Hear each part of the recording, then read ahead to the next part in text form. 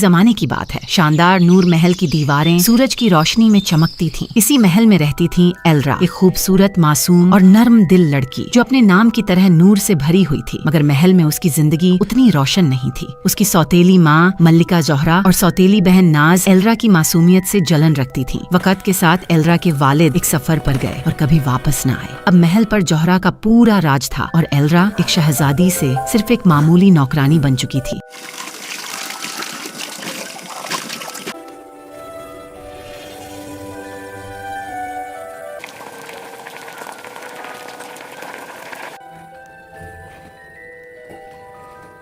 सर्दी का मौसम था। बर्फ ने पूरे इलाके को ढक लिया था। जोहरा ने एल्रा को आवाज दी, उसे चांद फूल लाने का हुक्म दिया। वो फूल जो सिर्फ जिन्नात की घाटी में बर्फ के नीचे उगता था। एल्रा अकेली ठंडी रात में लकड़ी का टोकरा लिए निकल पड़ी। घाटी की सरसराहट दिल को हिला देता था। थकान से बोझिल हुई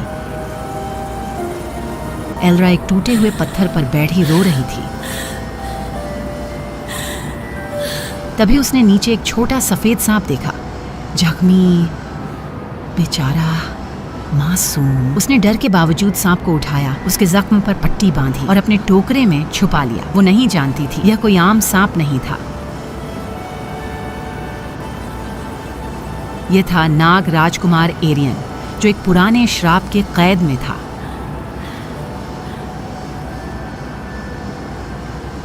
सुबह जब एल्रा की आंख खुली तो उसके टोकरे में एक चमकता हुआ चांद फूल रखा था। एरियन ने चुपके से अपनी ताकत से उसकी मदद की थी। एल्रा फूल लेकर महल आई। जोहरा और नाज दोनों हैरान रह गईं, मगर हसद उनके चेहरों से टपक रहा था।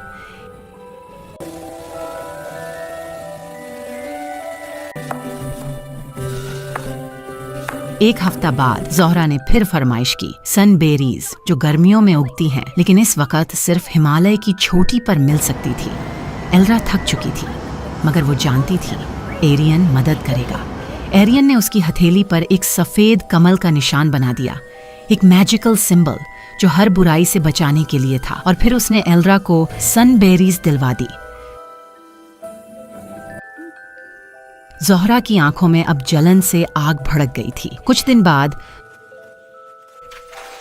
Washing my horse, feeling so happy today. Zohra और नाज का हसद और बढ़ गया। उन्होंने एल्रा को एक नया मुश्किल काम दिया, खूनी गुलाब लाना, जो सिर्फ तारीक जंगल की गहराइयों में कदीम कब्र के पास रात के वक्त उगते थे। उन्होंने सोचा इस बार एल्रा वापस नहीं आएगी। एल्रा दिल में डर मगर आंखों में एरियन पर यकीन ली तारीक जंगल की तरफ निकल पड़ी। जंगल की खामोशी और सरसराहट दिल को दहला रही थी, मगर एरियन का जादुई निशान और उसकी छुपी हुई ताकत ने एल्रा को खूनी गुलाब तक पहुंचा दिया। सुबह होते ही एल्रा खूनी गुलाब लेकर महल वापस आई। जोहरा और नाज एक बार फिर हैरान रह गईं, मगर उनकी जलन अब उनके चेहरों पर साफ दिख रही थी। अब जोहरा और नाज ने हर हद पार करने का फैसला कर लिया। उन्होंने एल्रा से आसमानी परिंदे का पर लाने का हुक्म दिया। वो परिंदा जो सिर्फ बर्फपोश हिमालय की सबसे ऊंची चोटियों पर मिलता था, जहाँ हवा भी इंसान का साथ छोड़ देती थी। एल्रा का जिस्म थक चुका था, मगर उसका इरादा मजबूत था। वो जानती थी एरियन उसके साथ है। वो हिम्मत करके हिमालय की ऊंची चोटियों की तरफ बढ़ी, जहाँ चांद की रोशनी में आसमानी परिंदे का इंतजार था। एरियन की मदद से एल्रा ने उस परिंदे का एक चमकदार पर हासिल कर लिया। वापस आकर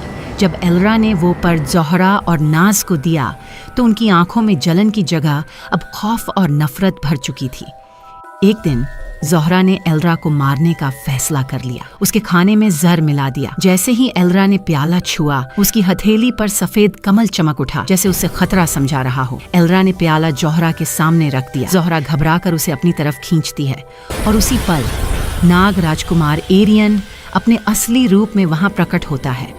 लम्हा भर में महल का माहौल बदल गया। हवा सरसराई, दीवारें गूंज उठी। जोहरा और नाज डर के मारे कांपने लगी। एरियन प्रिंस के रूप में गुस्से से सब कुछ देखकर एल्रा की तरफ देखा और कहा, तुम्हारी मासूमियत ने मुझे इस श्राप से बचाया, मगर इस जुल्म को सजा मिलना जरूरी है। एरियन ने हाथ उठाया। उनकी नियत, इंटेंशन की ताकत से एक काली गहसैली जादुई रोशनी एरियन के जिस्म से निकली। ये वही पुराना श्राप था जो उन्हें नाग बनाए हुए था। एल्रा अपने नर्म दिल से आगे बढ़ी और कहा, मैं आपको माफ करती हूँ। मगर एरियन का श्राप वापस न पलटा। एरियन की सच्चाई के बावजूद वो पुराना श्राप अब इंसाफ की तलाश में था। एक भयानक जादुई झटके के साथ वो काली रोशनी सीधी जोहरा और नाज पर जा गिरी। जोहरा और नाज डर के मारे चीखने लगी और उनकी शक्ल तेजी से बदलना शुरू हो गई। वो दोनों श्राप की ताकत से दो भयानक ब्लैक स्नेक्स में बदल गई। वो दोनों गुस्से से फूंकारती हुई जमीन पर रेंगने लगी। उस पल एरियन का अपना श्राप भी टूट गया।